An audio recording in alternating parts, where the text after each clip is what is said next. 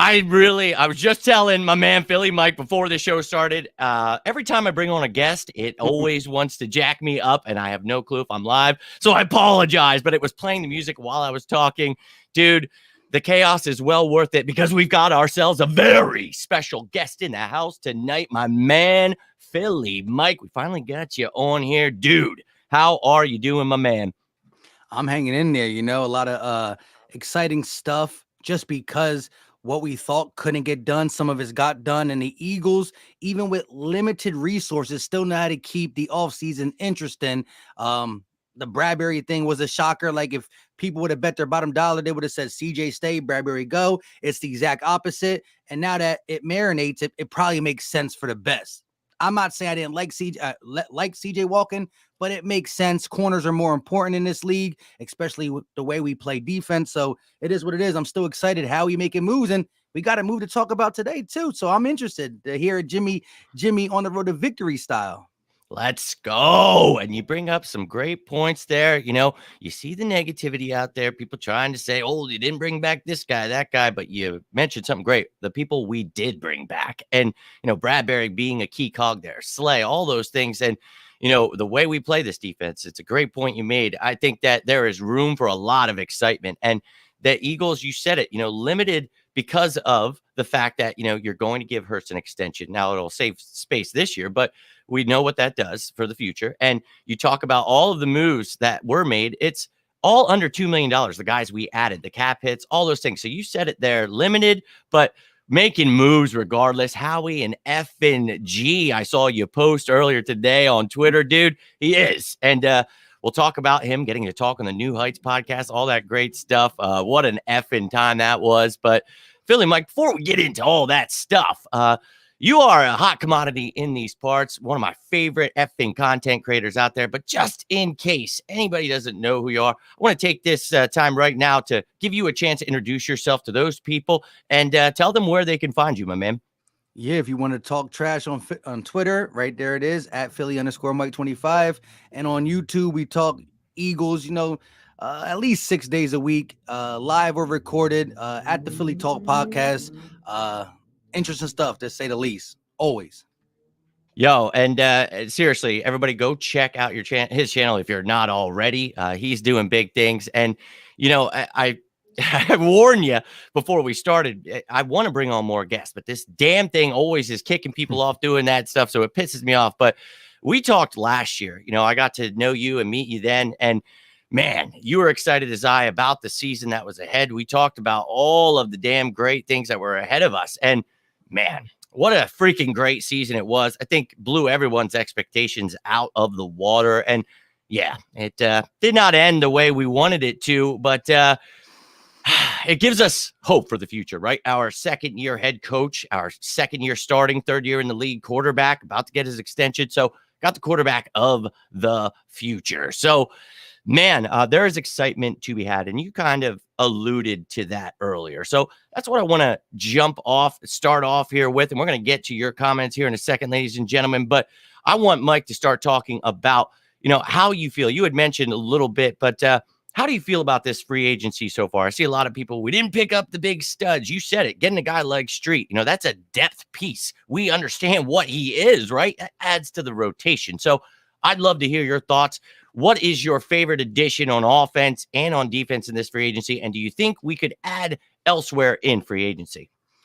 If we're talking outsiders coming in, because some of my favorite additions are just not losing the key cogs that we thought could be taken by somebody, right? Like Fletch and BG, it's like you almost guaranteed they were going to come back, but not really. Like they had interest elsewhere, and that's 18 combined sacks that we brought back, 18 sacks that we can count on to just be there year in and year out. And they're like fine wine. And I do think you got to get a rotation at D tackle, whether we draft somebody that's still yet to be seen. But Fletch played better when his snaps decreased a little bit, because when he was out there, it was the old Fletch. He had the right amount of juice in each snap compared to him being gassed a little bit because he's out there at his age for 95% of the snaps. So bringing back some of the key cogs. But if I had to go, favorite outside signing, I like Terrell Edmonds. I do think that the hybrid safety is what we need, especially when you look at the lack of run defense we had last year in the middle of the season, right? We went out and signed Sue and Linval for that. But besides the point, I love CJ. I'm not going to say he was bad. He was good. I wanted him back. But early in the season, in the middle, if he had a nitpick in his game, it was filling in the gaps for the run. He was missing, taking bad angles, and he wasn't tackling well via the run. This guy, Terrell Edmonds, is a tackling machine. And what he doesn't offer in a ball hawk ability is CJ. CJ alluded to him playing really good football this season because of them bookend cornerbacks. And so I think Terrell Edmond, who's been a 5-year starter for the Steelers, who knows how to blitz, to say the least. He blitzed 10 times last year. I think he had 2 sacks, 7 pressures. So he was only not causing havoc on one play. And Sean Desai loves to use his safeties in them regards. So I think using him around the line of scrimmage is going to be good. Offensively, we only really got Rashad Penny, but I'm curious to see if he can stay healthy. Sometimes all it takes is a new jersey to stay healthy, and we know what he can do with the rock when he's healthy. So, again, not splash names, but when you look at what we got for how we got it and where we got it, I like it. And even Nicholas Morrow, watching tape on what he did against us. Yes, Jalen Hurts ran the ball 17 times against the Bears last year, but he was pretty stellar in run defense and playing against us, because we couldn't run the ball with our running backs in that game. That's why we ran Jalen Hurts 17 times. But Nicholas Morrow, my take on him is if he's ever going to reach a ceiling or his upside, it's with a back end like we have in a front four like we have. So I'm curious to see what these guys do. But the key thing is they're young, right? They have a chance to grow with this team.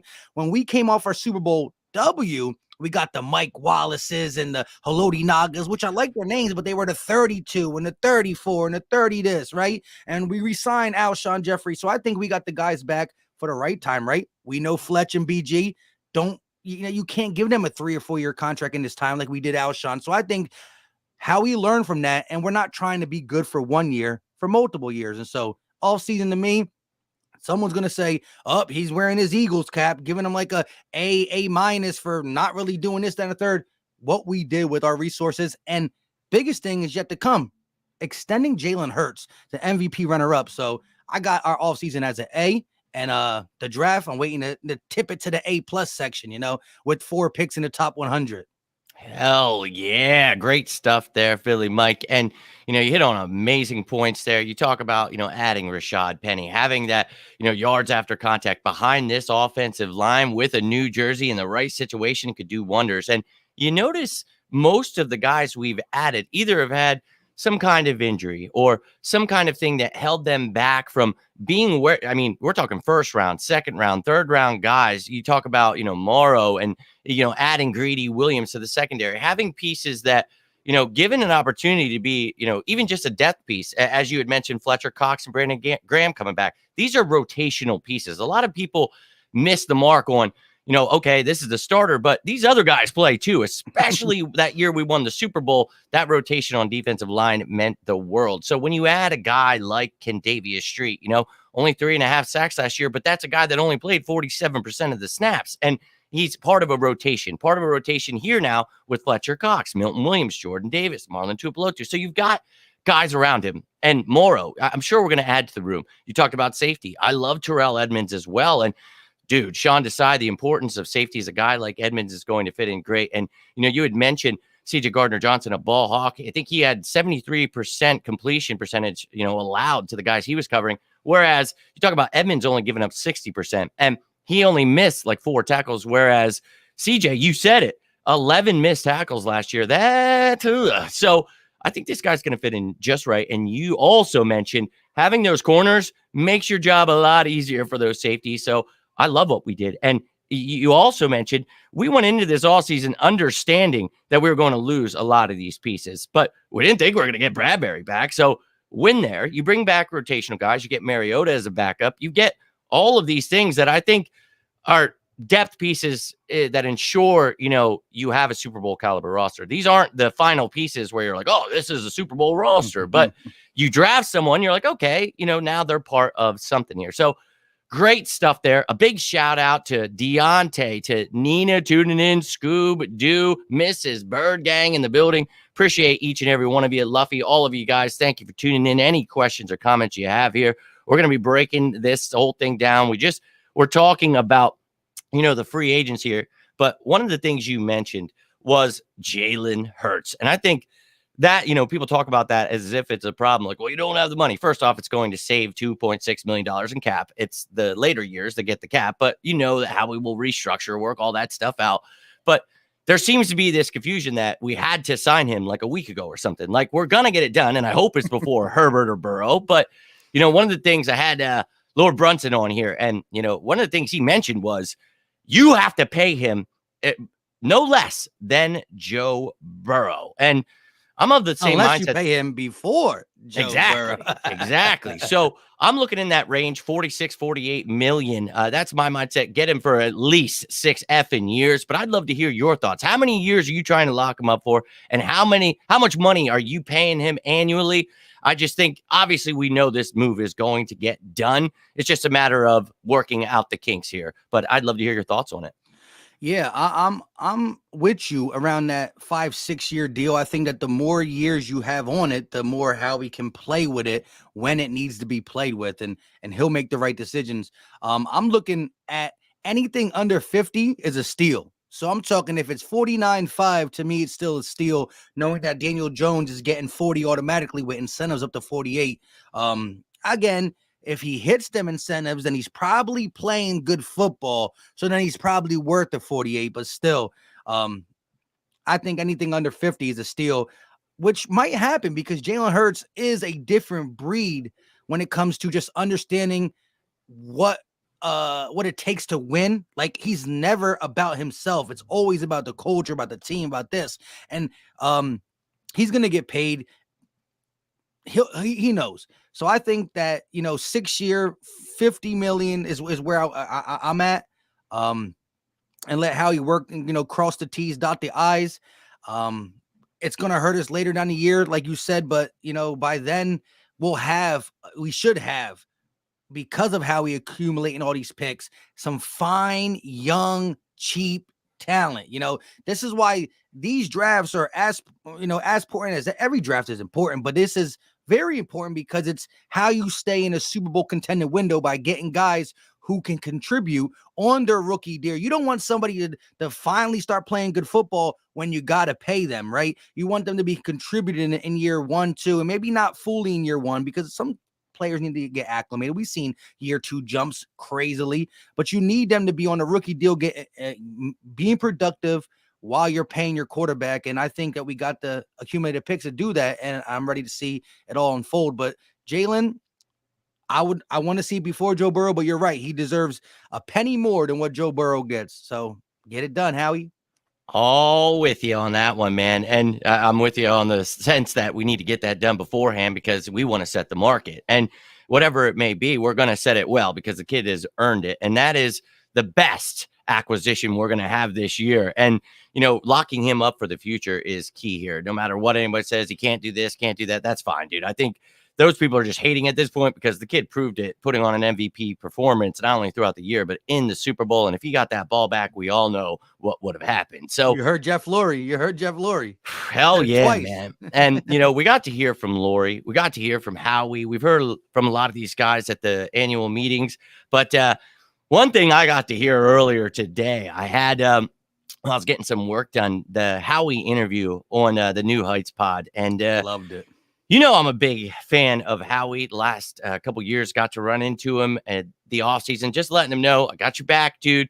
And I've tried to tell people, like, this dude, I think people have a misconception about him. I think your words, he's a G, man. And he literally, the way he walks and talks, like, if you ever get a chance to meet him, dude, he is effing awesome. And, talking about that last year with you, I was on your show and we talked about this dude really, we all know he missed on DK. We know about Jefferson, but he got us a Super Bowl and he brought us right back 5 years later. So, holy shit. But this dude, hearing him talk today, like, the way he goes through the draft, the way, Philly fans, like, we're allowed to hate them, but it's the other people that we don't allow. Like, just all of that. For anybody who did not have a chance to miss that, what was your impression of that interview? And did it make you feel any differently about Howie? Did he get more respect from you, or is this exactly how you felt about the man? I'd love to hear your thoughts if you got a chance to listen to that, what you thought of it.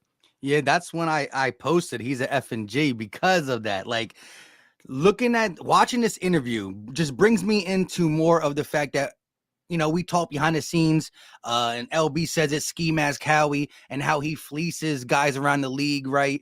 You expected GM to be suit and tie, and Howie's jeans and a t-shirt, right? He's chill. He's like one of the guys, you don't expect him to be the accountant he is, the number cruncher he is, the just business type, but he is. He conducts himself in such a Philly manner that it just goes to show. The way he just spoke about Jeff Stoutland coming on him and cursing him out because he's doing podcasts and stuff, and the way that you can bust balls to your boss and not get no problem because listen, let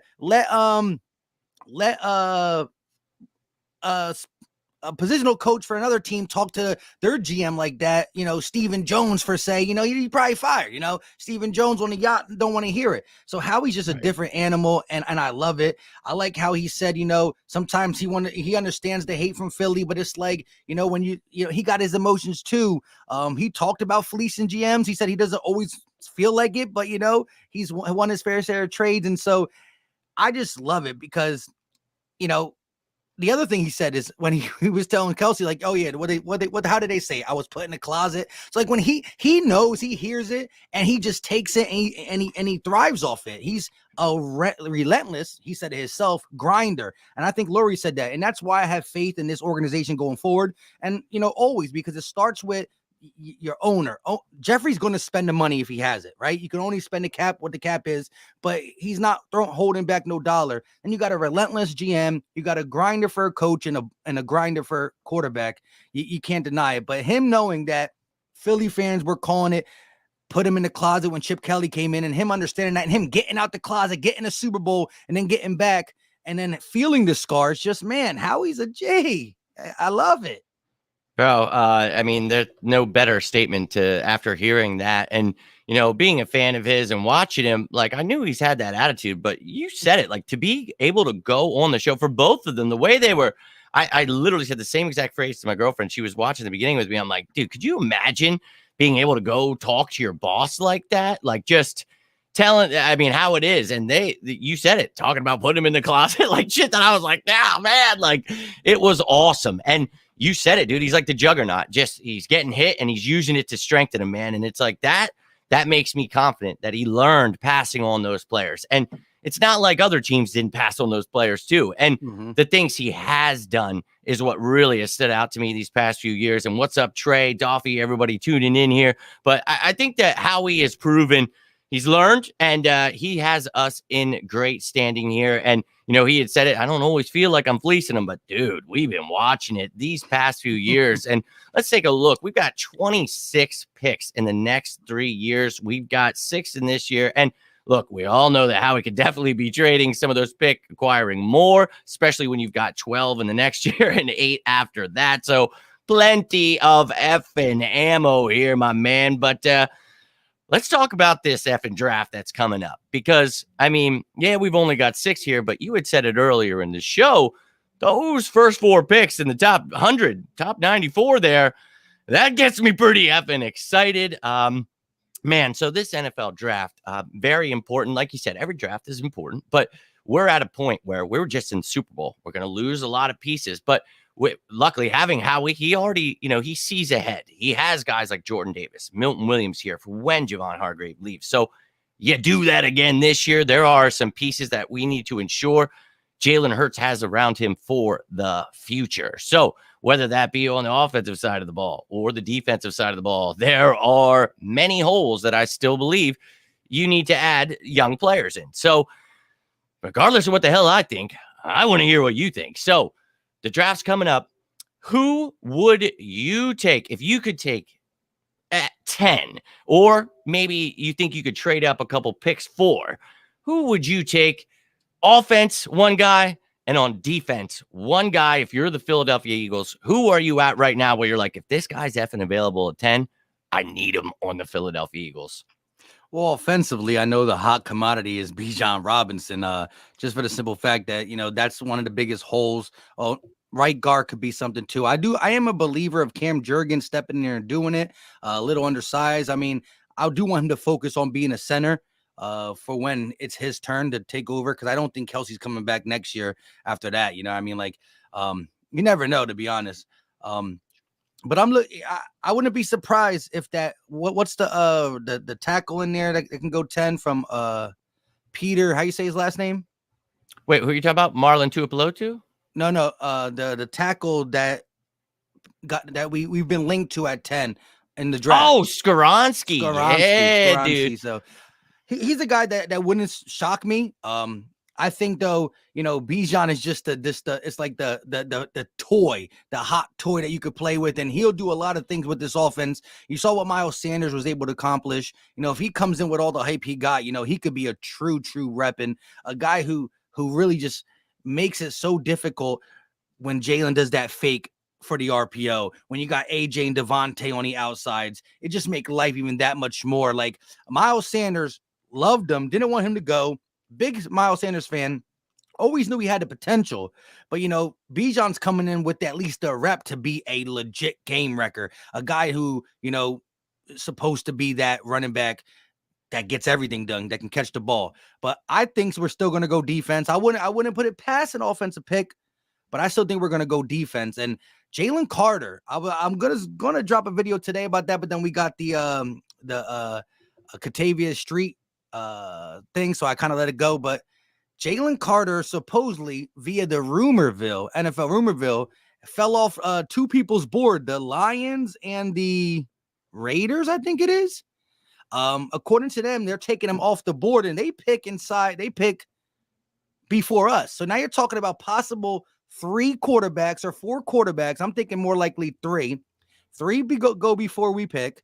If 2 teams who weren't going to take quarterbacks, well, the Raiders, they got Jimmy G now, so they might take a quarterback. But, yeah, they might want to. They might want to. But the Lions, maybe they do too, but I think they believe in what they're building with Jared Goff. Jared Goff played good last year. He actually did. It was their defense. But if you're taking him off the board, Jalen Carter might be there. And I do want to see more about his attitude and his work ethic as it gets closer to the draft. But that's a guy who, when you watch Georgia, you see him. You just see what he can do. So I wouldn't mind going Jalen Carter. I watched some film yesterday, like a lot of it on Nolan Smith. And I didn't, I'm not a big college watcher. I really do my due diligence when it comes to this. I try to look up all top 30 prospects, and especially people who are linked to the Eagles. Because if I'm going to spend, an hour or so doing this, I want to do it for the right reason. I'm not going to try to look up somebody we have no chance to get. And you never know how he still might pick that person, to be honest. Yeah. That being said, he redefines the definition of quickness and speed. And for somebody with a frame of 6'2", 238, 236-ish, to be able to play to run that effectively, right? From speed to power. Now, yes, he has a small frame, so he can get caught up with some tackles and all, but Nolan Smith is an absolute draft riser just by his combine. But again, you don't just go off the combine, they co-sign each other. So that's kind of where I'm leaning. Corner was what I was calling for. We did a show a month ago, 2-3 weeks ago. I'd have been saying one of the corners, but right. I think someone on the defensive line is where the Eagles will go, because we do got to replenish. Yes, Fletcher's coming back and BG has 18 sacks, but them 18 sacks are going to disappear sooner rather than later, and you always want to be a year ahead. So I do see the D-line somewhere along there being one of our first picks. I love it. And for anybody who tunes in here, see, I'm not that crazy. So it begins in the effing trenches. And, the first person I went with my guess. Now, this is not my in stone. I always go with one person, but the first person I said, if I had to pick, Skoronski. Hilarious that you mention him, because, dude, it begins in the trenches. And this is the kind of guy you can play at right guard. He fills in. And then when Lane is finally gone after a couple years, he is your right tackle. I mean, a beautiful name to mention, but Bijan, of course. I mean, how phenomenal would he be in this offense? But same with Nolan Smith, you mentioned. And of course, Jalen Carter, amazing. That would be phenomenal if he fell or we found a way. But you mentioned guys like Nolan Smith, Bijan Robinson. Now, I think, everybody, the discussion is, you're not going to take them with pick number 10. Okay, maybe not. And that's okay. But I think the guys have talent that they could be top 15 picks. So one of the things we talked about, all of that ammo, I think, a great possibility would be a team dying for somebody. They're available at 10. You trade back 3 spots, acquire another 3rd round pick, maybe even a second, something. You get that Nolan Smith, you get that Bijan Robinson. You say, fuck it, man, we're going back to the Super Bowl. Because, dude, guys like that, like you mentioned, they add to the places you need. If you have a 3-down running back like Bijan Robinson in this offense, now needs to work on the pass protection, but a phenomenal effing player, and he'll get there. And you've got guys like Stoutland here that are going to be helping Jamal Singleton with the running backs. And I think that, they all work together, and it'll be just fine. This run game doesn't have an issue. But, the defensive side of the ball, you said it, the rotation is key, and these guys aren't getting any younger. So you got to keep on it, man. And, I'm excited to get Derek Barnett back as defensive end 3. I didn't like him as a starter, but having, him as a backup to Sweat and Graham, that's a good rotation. You had someone like Nolan Smith. Holy shit. Those guys are fresh all throughout the game and just eating people alive. I mean, we were the first team in NFL history with 4 players over 10 plus sacks, and it was 12 plus sacks for all 4 of those guys. So we're going to try to do the same. Sirianni was adamant about who we brought in, telling them what he was going to effing run here.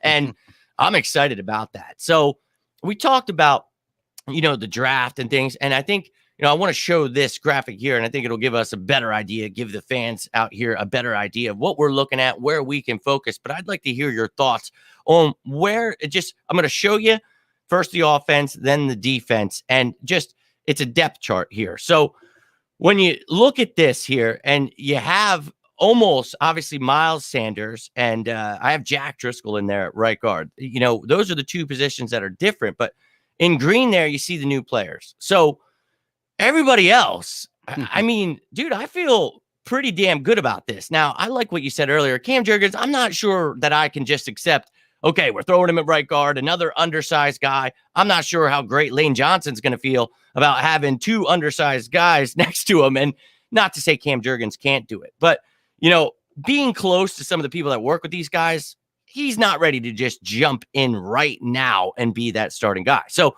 he's going to compete with Driscoll, Sua Opeta, whoever else wants to try to get that position. But, other than that, Rashad Penny, Kenneth Gainwell, Boston Scott, those are the differences. So you can talk about how you feel about Penny and Gainwell, how that rotation goes. Do you want Bijan because you don't feel comfortable, or would you be okay with that starting? And how do you feel about the right guard position there and the offense as a whole? Yeah, to start with running backs, there's so much potential in this group of backs again, but potential doesn't mean it's going to happen. Like, reality is Rashad Penny's missed half his games.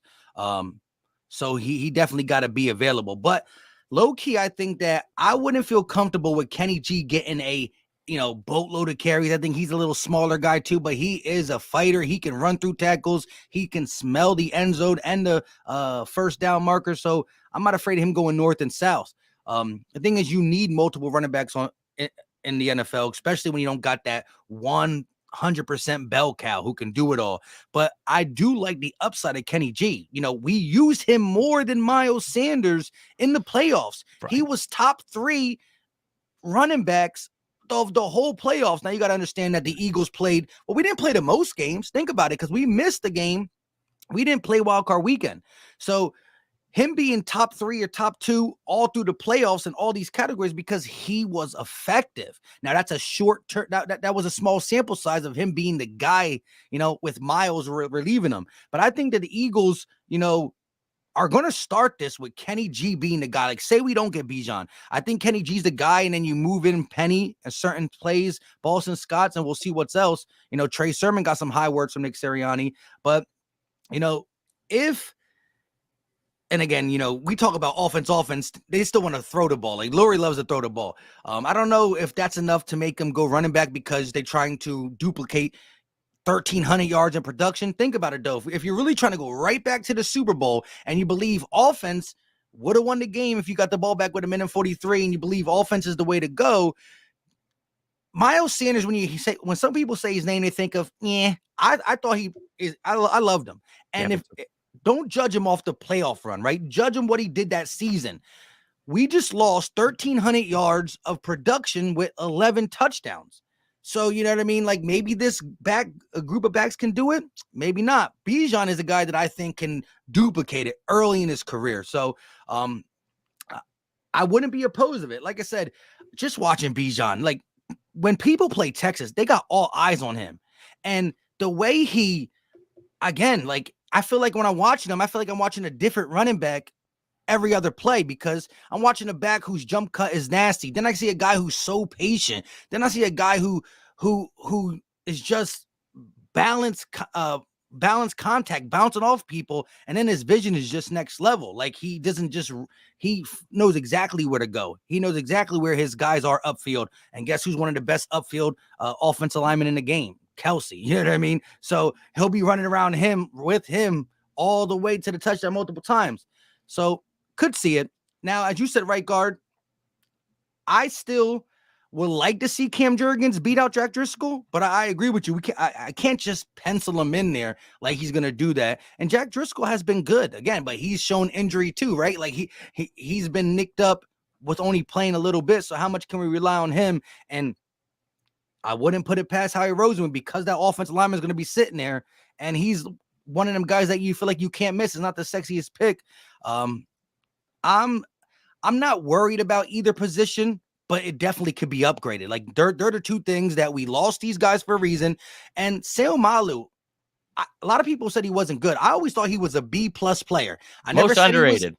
I never said he was A or nothing like that. He was a B+ player. He got looked at bad throughout, not bad, or he got looked at undervalued throughout his time in Philly because guess what? Everybody else is going to the Hall of Fame. So damn good, right? Yeah, like, right. Even if we go back a couple years, right? When Peters on the team, he's still a Hall of Famer. Brandon Brooks, Lane, Kelsey. So of course the B+ player is going to be looked at like he's a C+ or whatever. No, that's why he got paid to go over there. He went to the Steelers, right? Yeah. And so whoever does come in, whether it's Driscoll or Jurgens, you got two Hall of Fame players to the left and right. It's going to make you better just by being around these guys and going to Jeff Stoutland University. So as you said, they're the two new positions. Could we draft to upgrade them? Yes. Bijan is automatically RB number 1, and he might even have 700 yards receiving. That's how good he is. Right. And whoever we draft will be right guard number 1. But I do feel confident, like if we had to go in, I like the group of backs, and I like two guys that I feel like are going to iron sharpen iron. And whoever does win that position, well, they ain't just going to come in like, well, we have to play them. No, they want it. They deserve it because they won. Facts. And I love it. And, Cam Jurgens, one of the things they told him this offseason was beef up right now, get as beefy as you can. So what scares me about that is you're turning him into a right guard. We drafted Landon Dickerson to take over for Kelsey. He became such a great left guard, and you're like, son of a bitch. So we'll see what happens. Best of luck. But I'm excited about Jurgens' future at center. So it's like, look, that's a tough one because you've got Kelsey back. So I'm pretty happy there. You've got Osiris there. Cody, dude, you've got some beasts you could get at 30 too. Yes, exactly. And what's up to the Philly special show and Donnie, everybody else tuning in. But there are so many options out there. We're just going over, some of the top ones, what you could do. But yes, you are correct. There are so many. And, as Philly Mike just said here, 700 receiving yards. He's saying that because the damn kid can kill you. And he said it. You think it's a different person when you're watching. Like, wait, this dude will run you over. He'll stiff arm you. He'll juke you out of your shoes. I mean, he'll do it all. And again, he's got to work on pass protection, but he's a young man and he's so damn good at, running the damn ball and catching the ball. Who gives a shit? And I think you add him into this offense. Holy God. I mean, yeah. So we're all on board there. It's just a matter of would the Eagles take it there? And, I just think it's a toss up there. But I love what you said about the guard there too, because you've got Jurgens, you've got Driscoll. So I feel pretty comfortable at both, but that's what this draft is about. You don't have to bring anybody in because oh my God, we have to have this starter here. It's okay. Can you win the job? Go ahead, win it, because you've got some competition there. And if they stay healthy, we'll see who the best man is. Now, on the defensive side of the ball, got a couple more holes here. And we've added some new players, as you can see in green here. And again, I've just penciled these guys in where you could have Nakobe Dean as weak side and Morrow as middle linebacker. There's so many things. I've talked about Milton Williams. I think will be starting over Fletcher Cox within the first couple of weeks, and it'll be Cox. As you said, he's just a rotational piece, and we need him to stay fresh. It's the same with Brandon Graham. But some of these guys have to earn it before I'm giving it to them. So I like the defense. Obviously, losing both starting safeties and both starting linebackers, that's huge. But retaining both of your starting corners when you thought you were going to lose them, ensuring you have the best trio in the league at corner. You add a Greedy Williams. You bring Edmonds on at safety. You got linebacker. So, okay. And Contavious Street, we talked about earlier. We added him, and that's a rotational piece who I think is going to play behind all those guys. So, you added depth. You've got some pieces here. And sure, you could look at some places. You had said it. Hey, I was much more interested in guys like Gonzo and Witherspoon. Now, you didn't name those guys. You were saying corner, but I'm just saying, Joey Porter, those kind of guys were much more of a reality before Bradbury and Slay were here. So now we can kind of focus on the other positions. We as fans, the Eagles don't give a shit what we say, but they're going to take the best player available, right? Now, this is just our opinion of, if we're in that situation, you can take someone. How do you feel about that defense, the linebackers, especially, obviously, interior defensive line with Hargrave leaving, and then the safeties with both of them leaving? How do you feel about Morrow, Street, Edmonds being added in here? And do you think one is more of a priority over the other, or do you think there's enough talent in this draft where you can go with the best player available? How would you look to improve this defense? Yeah, I mean, like if I was really trying to pinpoint, I think that, linebacker, safety, you still have some stuff to desire because an injury there, and now you're scrambling, right? Like what we put together is I'm confident in to go out there and do it because I do believe in Nakobe Dean. I think he didn't play because of the two people ahead of him had 1-year deals. They're getting paid more than him. And it's always good for a young guy to sit and learn if he has the opportunity to when you got guys who are playing good. But again, let's not act like TJ. And listen, TJ Edwards, I think is a really good player, right? But just 2 years ago, he was a guy who couldn't get playing time over Nathan Gary and Alex Singleton, right? So, this is an undrafted rookie free agent. Marcus Epps was an undrafted rookie free agent from the Vikings. Like, these are guys who came over here and were the Nicholas Morrow, were the Reed Blankenship, and we let them sit, and they came in and played good. So, we're not replacing Ed Reed and Ray Lewis, and that's what I say. Now, shout out to them who played good and deserve contracts, but they also played good in a defense that was top notch, right? When you have better players, you have less responsibility, you can focus on your stuff, and people around you make you better. All that being said, safeties, I don't see no safety that jumps off the board where you can go that early. Now, with the 30th pick, I'll be looking at safeties too. But Terrell Edmonds was a big sign for me. I love it. I do like the combination of Reed Blankenship. Now, Reed is more of a tackler too. So it's like, okay, yes, Terrell Edmonds can cover a little bit. So can Reed. But I think they're both more of a strong safety kind of guy. You don't got that free roamer who you believe can be back there ball hawking and cover one back there. I would say right now they would use Reed Blankenship at free and Terrell would still be strong. Is that what you had it as? Yes. Yep. Yeah, and so I see that, but I still am a firm believer the defense in general is going to have a different, every year it's going to be a bigger makeup on defense than it is on offense because your corners, you got them in 3 years, but they're 30s, and they're in their 30s. You got BG and Fletch back, but they're in their 30s. So there's going to be more makeup. Like 3 years from now, offense is going to be the same. Everybody going to be there. Like, right. Kenny G, the offensive line, the only person going to be missing is Kelsey maybe in 3 years. Yeah. Right? In 3 years, we're going to be missing could be missing half our defense. That being said, I think that you got to go BPA, on the defensive side. And as much as right now, next year, the D line is kind of covered up, it ain't going to be in the future. And I would rather them go BPA or trade back at 10 or then try to reach and go out there and get a safety that, everybody's like, really? So I think Howie understands that. And that's why he added the pieces in case. So now he doesn't have to play, dang, we really want this person or need this position.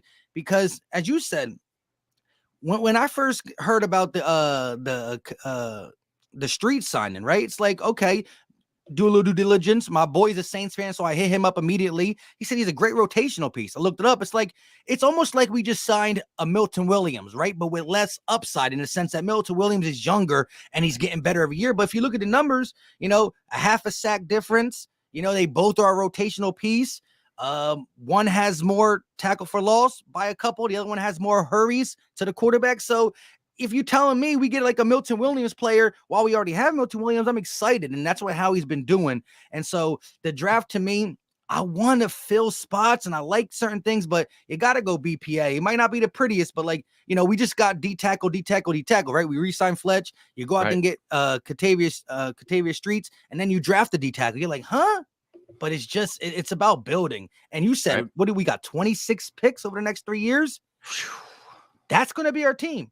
We need out of them 26 picks, 17, 16 got to be quality starters. Love it. 16 of them 26 got to be quality starters, and maybe 4 depth pieces, and then 4 we can miss on. You know what I mean? Something like that.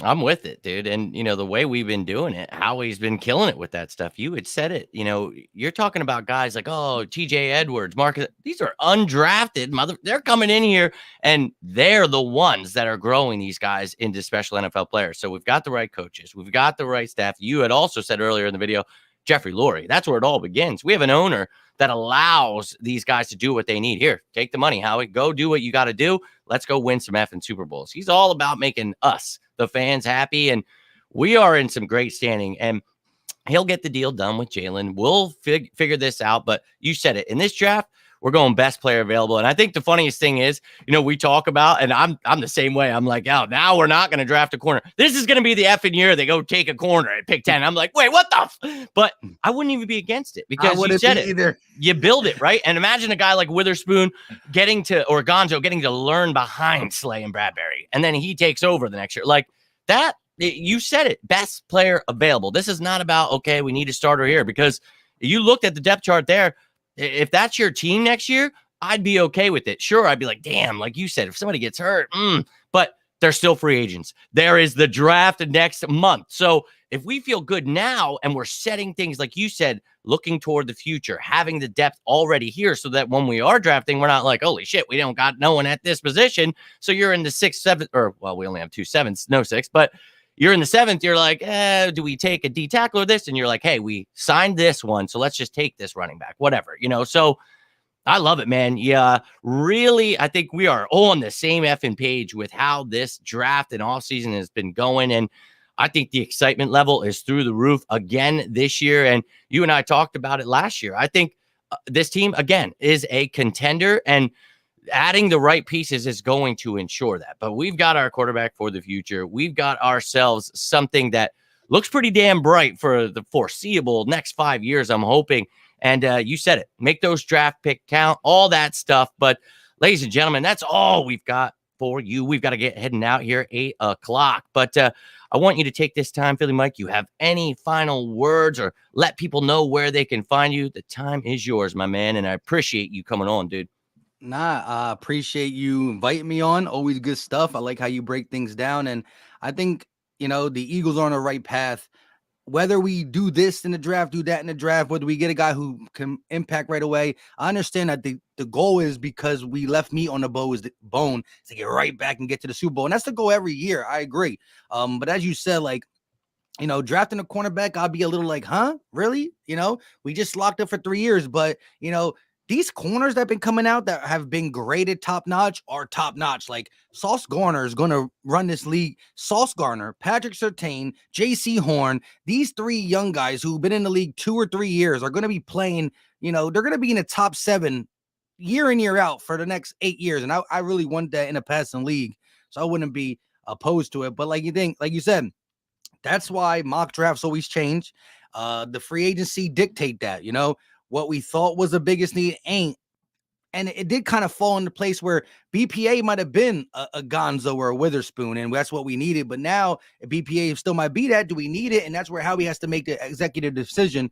But I think there's so many things that can happen. I think, as much as I want to pick someone at 10, because last time we picked a player at 10, in year 2, he was top 10 in his category. Devontae Smith, 9th in the NFL in yards. So, last time we picked at 10, we didn't just get a starter. We got an all-star. So I'm curious to see, but the way the draft's going to fall, if we do get 3 quarterbacks off, if, we could be sitting at 10 with like 5 guys we really, really want. And if we want all 5 so bad, you got the option to go back 4 or 5 spots and gain a late second, early third round pick. Now you got 5 picks in the top 100. Hey, shoots and ladders. It's Howie's world. We just living in it.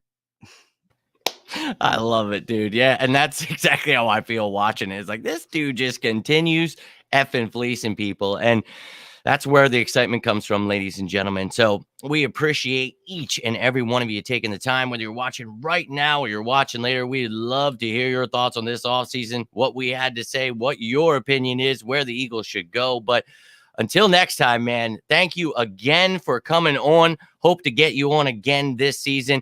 Hopefully we're enjoying another great season here. But a thank you again to each and every one of you, Philly, Mike. But you all have yourselves a fantastic rest of your evening. Stay safe out there. And as always, go Birds!